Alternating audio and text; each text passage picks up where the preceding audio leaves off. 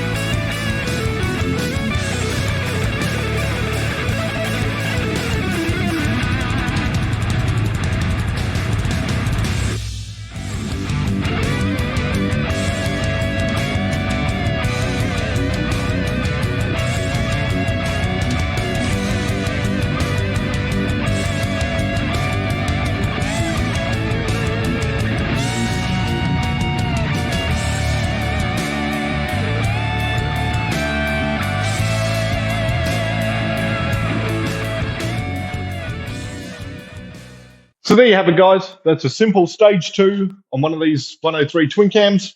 We replaced the inner cam bearings. I went through the oil pump, made sure that the clearances were correct still for that. Chain tensioners, made sure that the wear and tear on them was acceptable. Replaced all the O-rings, adjustable push rods, you know the rest. Now, in a previous video, I would have been talking about the sensor blocks and where I measure the exhaust gases at. With those sensor blocks, I only use them in a scenario where I can't get a wideband O2 sensor in the factory O2 sensor location. So with these Vance & Hines pipes, they accept the wideband O2 sensor in the OEM location. That is where ideally I want the sensor, and when I can't do that, that is when I run the sensor block in a very similar location. Nothing more to do now than throw it on the dyno. I'll start going through the runs, start optimizing the fuel, get the timing set right, and we'll see how much improvement a basic stage 2 does in this 103 twin cam. Okay, it's dyno time. I've got my consoles all set up. Today we're using the Screamin Eagle Super Tuner. Quite a rare tuner at this point in time. It's the tuning software that I'm most familiar with. I cut my teeth on Super Tuner, and it works really well. It is true that some of the other brands of tuning software have a couple more options, niceties, but realistically you can get it all done with the old Super Tuner. And for these twin cams, it works beautifully. So we've got the bike set up on the dyno. I've got my base map loaded in. Fan set to keep the engine temperature where I need it. I've got the dyno software all set up to do my runs. And then I've got the live data being displayed by the Super Tuner. And that's all I need, so let's get into it.